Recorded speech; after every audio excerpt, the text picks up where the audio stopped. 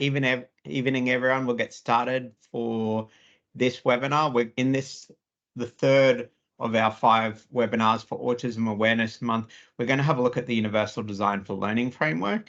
So if you remember back, if you joined us in the first webinar, we looked at how we can develop an inclusive curriculum by really paring it back and looking at what the curriculum is asking kids to do and not tying it to a specific way of demonstrating it.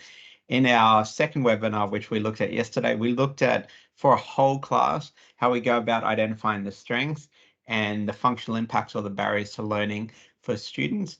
And we're going to continue that on today by looking at the Universal Design for Learning framework, which comes out of Harvard University, which has been named in the Nationally Consistent Collection of Data and the ASOS standards. So like yesterday, what we're going to do is one of the reasons this is important is in the nationally consistent collection of data, we know that we can impute disability, especially in communities where it's hard to get a diagnosis or it's hard to access medical professionals. Schools can impute, but it is a process, and identifying the strengths and barriers to learning for the whole class and then looking at the UDL framework really helps us provide that support at that tier 1. So I'm going to have a look at it today. So this is the definition of Universal Design for Learning from the federal government. If you look at it, it is a bit wishy-washy and it's a bit hard to think about what that would actually look like on the ground. But the big thing is it considers the needs of all learners from the very beginning and then allows us to support students with disability, diverse learning needs, all learners from that very beginning. So rather than teaching in a certain way and kids struggling and having to make retrospective adjustments, it lets us think about our needs of our kids from the very beginning and supporting them in that tier 1 instruction, sorry. It's been a long day, I might misspeak a few times. So yesterday we looked at how we could think about our whole class and move from what are the common characteristics that we see in our class to the associated strength and the associated barriers to learning, or in the NCCD, the functional impacts for our students. At that tier 1, we're not thinking about labels, but we're thinking about all the learners in our class. So we looked at that yesterday. We're now going to have a look at the UDL framework. So if you're familiar with the response to intervention model or the multi-tiered systems of support, we think about 3 tiers. Tier 1, everyone. Tier 2, small groups. Tier 3, individuals. When we're talking about tier 1, we're thinking about universal design. What is good for all learners and putting that in place. It's really important to have that really solid tier 1, because if we capture as many kids at that tier 1 by identifying their strengths and their barriers to learning and then problem-solving strategies we can put in place, then we've got less kids moving up the tiers. We don't have kids moving up the tiers who don't need to be there.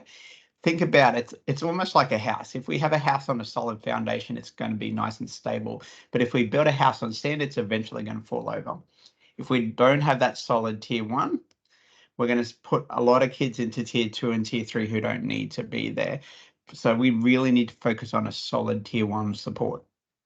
So this is the Universal Design for Learning framework. It comes out of Harvard University. If we have a look at it as it looks a lot, but there is no way anyone can do it all. What it is simply a problem-solving tool. So I always say that it's like a menu at a restaurant, because it looks a bit like a menu. If I go to a menu and I feel like an Italian dish, I don't choose every dish on the menu, I just choose an Italian dish.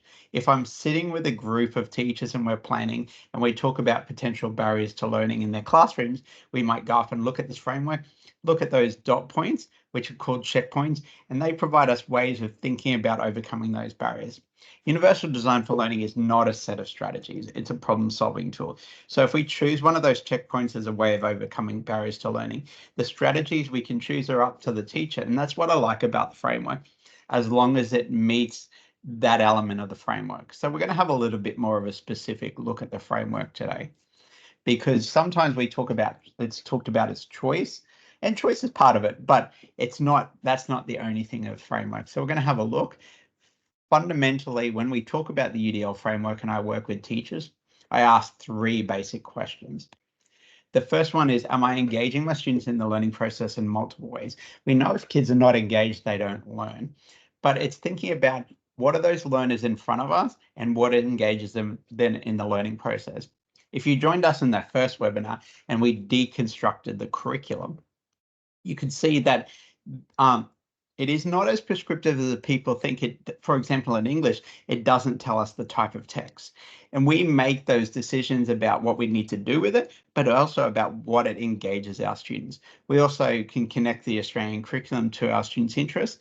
We can also think about it as a reward system. The second question we talk about is when we're talking about the content descriptors, so you teach the content descriptors in the Australian curriculum, you assess the achievement standards. Am I representing that knowledge and skills in the content descriptors in multiple ways? That's why it's important to deconstruct those content descriptors. What is the essential knowledge that we need to teach and what are the essential skills that we need to model? The third question we need to ask ourselves around the achievement standards, am I allowing students to provide evidence of their learning against the achievement standards in multiple ways? It's not a free-for-all. When I graduated from university in 2000 from James Cook University, and we were taught about outcomes, as that idea that you'd write a whole lot of different assignments or tasks on the board and kids could choose.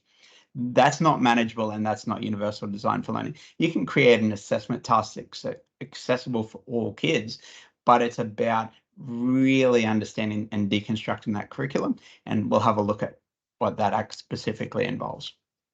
So this is the framework. If we look at the framework, there are 3 principles. The green column is I engage kids in the learning process in multiple ways. Principle 2, the purple one, is that I represent the knowledge and skills in the content descriptors in multiple ways. And the blue is when the kids are demonstrating the achievement standards in the Australian curriculum, they can do it in multiple ways. If you've played with the framework before, you might notice that numbers are a bit out of order because this green column used to be at the very back, but the people at Harvard realized that if kids aren't engaged, they don't learn. So they moved the green column to the front, but they didn't change the numbers. So they are a bit out of order if that's something you've noticed. So let's look specifically at each element. So each of these principles are broken into 3 rectangles. Each of these rectangles are guidelines. So you've got principles, the broad 3, and then each of those principles is broken into guidelines. And within each one of those guidelines are checkpoints or the dot points that give us more specific focus. So let's have a look at each one of those guidelines now. So if we look at engaging students in multiple ways, the first thing we need to do is recruit their interest. We need to get them interested in that learning process. It might be connecting it to what the students are interested or a reward system. So I do work with many schools, and one school reached out to me, and it was Rugby League Excellence School, and they had a group of a visual art class for year 7. You know, First Nations boys, Pacific Island boys, and they weren't interested in visual art, and the teacher was really struggling. So we sat with the curriculum and what we knew about our students, and we created a visual art unit for year 7, connecting the visual art curriculum to First Nations rugby league jerseys. So what we did, we had a look at this. So everything we create with teachers is within that explicit instruction model. So this school does 2 lessons a week. So that I model talking out my thoughts for the students. I model with the students, students working groups and individually. So we've got 20 weeks of lessons there. The great thing about that is it streamlines the process and it gives kids multiple experiences with the same thing. Then we need to create the assessment tasks. So first up, the kids have to choose 4 First Nations rugby league jerseys. Who is the artist that created? What are the visual conventions used in the jersey, and viewpoints and ideas being represented? Allows kids to demonstrate their first achievement standard. In that table, kids can handwrite, they can type, they can have a scribe, they can use speech to text. So it's not putting up a barrier by dictating a specific way that kids demonstrate it. The second question is the artwork on the jersey is best displayed on a jersey or art gallery. Why? Hits the next achievement standard. Once again, free for how kids to demonstrate that. Then I asked one of the teachers which team the kids hated the most, and she said Manly. So I found all the Manly jerseys over history, and the kids created a T-chart of the similar and different representations of Australia in the Manly jerseys. It's the next achievement standard. So it's thinking about what is it kids need to demonstrate, what are the cognitive verbs require kids to do, and then thinking about how we engage them. Then this school is up the road from the Redcliffe Dolphins Stadium in Redcliffe. So the kids got blank jerseys and they had to create a First Nations jersey for the Redcliffe Dolphins. On staff, they had a First Nations elder from the community. So he helped them with that and they took photos and sent the jerseys to the team. It's really exciting to see their work. And then the teacher wanted to do clay work, so the kids have to come up with a location for a new NRL team, come up with the features of the location within Australia and doing a mind map, then come up with a new team name, come up with a mascot, a description and the visual conventions to be used in their clay, and then they build it. They took photos of that and sent that to the Rugby League Association in New South Wales. So it's about engaging kids and thinking about what the curriculum asks and what we know. When we're talking about recruiting interest, we might connect the curriculum to their interest or reward system. But for some kids, you know, they might be worried about being wrong. And it's hard to recruit their interest in learning if a child is concerned about being wrong. So the framework also talks about minimizing threats and distractions. So you might have had a student who doesn't want to try because they're worried about being wrong. Whilst that's a tells us what to do, it doesn't tell us how to do it. And that's what I like about the framework. We can use what we like to use as a strategy as long as it meets that checkpoint. And one strategy we can use is structured task analysis. So if you're familiar with the nationally consistent collection of data, structured task analysis is named at the supplementary level of support. This is the definition of a structured task analysis. So put simply, it needs to be a learning goal that has a definitive end. For example, adding fractions has a definitive end. Writing an essay doesn't because there are too many variables. So you take a learning goal that has a definitive end, and it is about breaking it down into those micro steps that you model for a student. And so let's have a look at an example that a school created that they used for a whole class. So there is significant research out there around the use of structured task analysis, and these are some of the research out there. If you're doing a master's, please take it, and you'll get a copy of this video and I'll send on the PowerPoint. So an example of a structured task analysis looks like this. This is Mathematics Year 8, version 8.4. So the content descriptor says represent events in two-way tables and Venn diagrams and solve related problems. So we define the cognitive verbs using the Acara glossary. Then our question, a class contains 10 students, a picture of 10 kids and 10 dots in the 10 square, because 10 squares are really good because we know we have kids who don't trust the count. So 7 like mathematics, 6 like physics, 4 like both, and we use a different image because we know different images of different cognitive value. And we've got 4 dots in the 10 square. So if a student is chosen at random, using a Venn diagram, find probability they like mathematics but not physics. Step 1, drawing the Venn diagram. Step 2, circle the first piece of information and so forth. Step 6, moving the information that can be moved directly across to the Venn diagram. Then doing the calculations, notice using 10 squares and coloring to support the process. So there's 11 steps to do that process. It's about really breaking it down and making it explicit for students. And if you need it, you could break it down into 22 steps and modeling that out. If you had a group of students who really struggled with executive functioning, whilst I modeled that, I might film that modeling and then send the video to my students' laptops so they can watch it over and over again. So the next part of the framework is once we recruit the kids' interest, we need to support them to sustain their effort and persistence. So it talks about feedback and it talks about group work because it's really hard to give up in front of your friends. Then looking at supporting effort and persistence, then we go on to supporting kids with self-regulation. So it talks about how we can help them self-regulate around their learning within the classroom. So if you've got a group of kids, the framework suggests who struggle with self-regulation, and you're focusing on that and they're still struggling, you can come back and ask yourself, can they sustain the effort and persistence? If not, have you recruited the interest? So it's a hierarchy each way. So then when we come into the content descriptors and we're talking about modeling and scaffolding the content descriptors in multiple ways, the first part of the second principle, the guideline says we need to think about ensuring that all our kids can physically access the information that we're teaching. So if I was thinking about teaching a text and I was, say, teaching the book Holes or another book that the movie is exactly the same, some kids might read the hard copy of a book. I might read the hard copy of the book to some kids. Some students might read the book on the iPad. Some might have the iPad read the book to them. Some might watch the movie and I put the subtitles on. That's 6 ways to access the same story.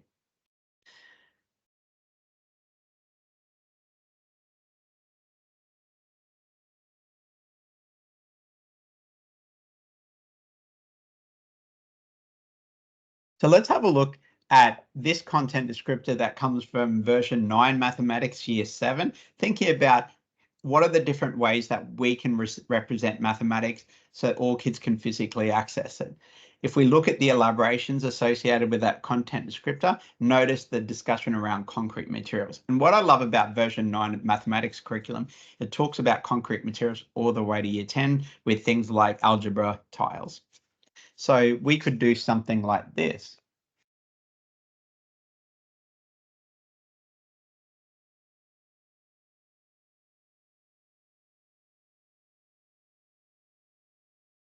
Once we look at concrete materials, then we move into visual images before we move into the abstract ideas. Here's another one, thinking about how can we ensure that all kids can physically access the information using 10 squares to support the understanding of fractions. And in this case, maybe using hands-on,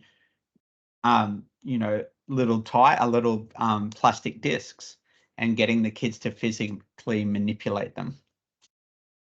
So thinking about in that framework, how do we ensure that all kids can physically access the information and the skills that they're being taught? The second part is once we know that all kids can physically access that information and the knowledge and skills being taught, we need to clarify all the language and symbols. Because think about if I'm a child on the autism spectrum in a class and I'm in a secondary school and I move from mathematics to English to science, let's think about the word negative. It means very different in mathematics than it does in English and in science. If we don't clarify that language and symbols for students, we start to think that it's all the same and we start to get confused. So this part of the framework gives us some ideas to support kids to understand those language and symbols. And there are some of the specific checkpoints from this guideline. So here's an example. So if those checkpoints, I then have to think about how I'll do it. So I would do functional grammar and then looking at terminology not known on Google Images and then creating Freya models. So something, for example, like this, if we were looking at this text on deforestation, I might read this aloud to my students. And then we'd read it aloud again, this time highlighting the nouns, verbs, and objects different colors so kids can see that relationship between those elements of the text. Then we'd read it aloud again, and this time highlighting all the important terminology. So we've engaged with that same text 3 times already.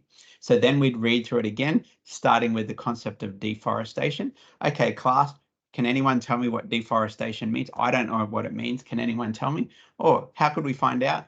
Let's put it into Google Images and let's look at those images. Can anyone tell me what they think deforestation might mean? And we collaboratively develop a Freya model.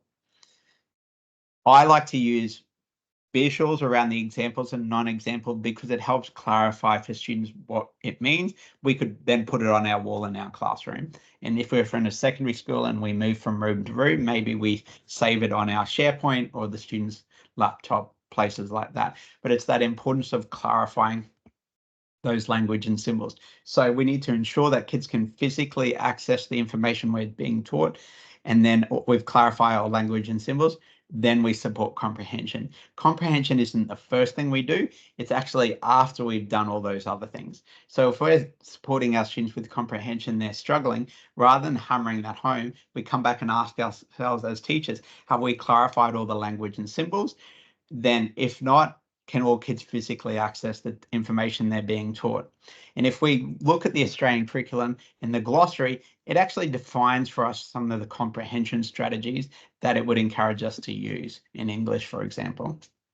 So it gives us ideas of how we can support our students with that comprehension. So now we've looked at principle 1, engagement, and principle 2, representation. Let's have a look at the third principle around the achievement standard.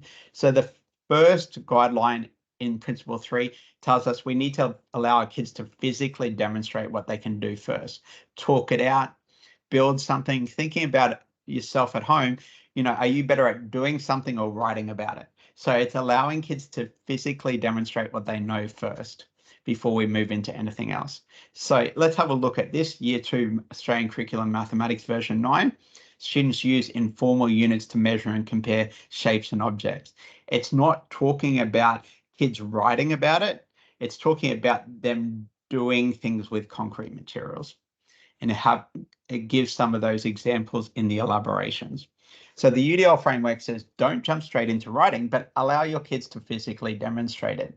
I read in a couple of years ago a middle school literacy journal where an English teacher had a big box of Lego and put the big box of Lego in the middle of the room and said to her students, I want you to collect Lego and I want you to build the scene of your story. So that's physically developing their knowledge and understanding, and then tell their neighbor about it before they get into the writing. Once the kids have physically demonstrated, then you support them with that writing. And we looked at that video about how broad writing is in the Australian curriculum. It could be handwriting, it could be typing, it could be speech to text, it could be scribing, it could be putting pictures and photos in order, it could be braille, it could be eye gaze technology. So thinking about how we support our kids to write, and then thinking about some of those scaffolds. So have a look at this achievement standard from Year 10. We've defined the cognitive verbs about what students need to do, then looking at how we scaffold that for our students. So it's that idea of we support our kids to write and we scaffold it, and we do that intentional teaching of writing so that they can do it themselves. Thinking about within the scaffold, some students might handwrite, some students might type, some students might use speech to text, some might have a scribe, and go from there. And the last part of the framework is once we know kids can physically demonstrate and we've supported them writing, it's about supporting kids with their executive functioning. If you've ever done learning walks and talks, or you've seen them done in those 5 questions in a school, so if you ask the questions, what are you learning? How are you going? How do you know? How can you improve? And where can you go for help? If your student says, if you said to you, student, what are you learning? Math. How are you going? Good. How do you know? I've got my work done. How can you improve? Oh, I don't know, try harder. Where can you go for help? The teacher, that tells me there's no executive functioning support. Executive functioning is about supporting the kids to know where they are and how they can improve. So it talks about feedback, it talks about goal setting, it talks about checklists, things like that. So having a look here, here's a scaffold for Year 10 history to support them to write it up. And here's a success checklist. It doesn't tell the kids what to do, but it reminds them what they need to put into their text. So if they don't know what my point of view means, you've got a few choices. You could ask your teacher, you could ask your colleague, you can go back, like students, you can go back and put it in. Or if you don't want to do those things, you don't, but it gives that support. Here's all the language features, grammar and punctuation from version 8.4 English for Year 7, and it's that idea that you could have a checklist like this at the bottom of an assessment and kids can go back and check. So if it says language features taxonomies, so if a student's done their writing and looks back and, oh, I haven't done used taxonomy, so I can go back and put it in. If I don't know what taxonomies are, I could ask my teacher, I could ask another student, or I can choose not to put it in. But it's that idea that we provide those supports to do that. So when we look at the UDL framework, we need to know those student strengths and barriers to learning. So yesterday we looked at the student strengths and barriers to learning using their initials for students with disability to support with the NCCD process. When we take into account these strengths and barriers to learning, then we can start to think about the UDL checkpoints that we could apply. Remember, these checkpoints are not strategies. They're ways of thinking about how to overcome those barriers for students. Then we need to start problem solving around those strategies. So I've got my checkpoints here, and I start to think about the strategies that I'll use within my class. If you have a look at some of those strategies, in some schools, those strategies might be seen to be intervention, whereas They're really part of that quality differentiated teaching practice level of support.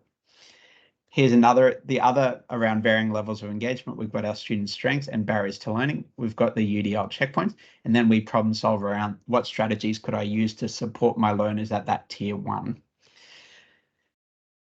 And then what we can do the same with our barriers to learning, we can put our initials of our students with disabilities to support our NCCD process. Remember, we looked at it that the federal government says that not all students with a disability need an individual learning plan, and you need to have a look at how you support that moving forward. Like our last webinar, just to finish up, I'd encourage you to think about what are 3 things that you might commit to trying at your school, because it's good to just give it a go. Remember, everything we create with teachers are put onto Teachers Pay Teachers for free, so please encourage you to access that. Access some of the workshops we have, the rest of the Autism Awareness Month free webinar, and then the full day ones coming up. We'd encourage you to access that. Also, remember, if your school is interested in hosting a web workshop, reach out to us. We give your school at least 4 free tickets, and we sell the rest on Eventbrite. And everything we create with teachers goes on our social media pages, so we'd really strongly encourage that. We're really excited because tomorrow we're going to draw our Autism Awareness Month raffle, giving away over $600 worth of Lego and Universal Design for Learning books, and we have over 330 people who've entered. So thank you very much for joining us. Let's just see if anyone has any questions. So we've got a few. Looks like we might have. Looks like someone might be struggling with sound. Hopefully you got that worked out. Thank you very much for joining us. We'll move this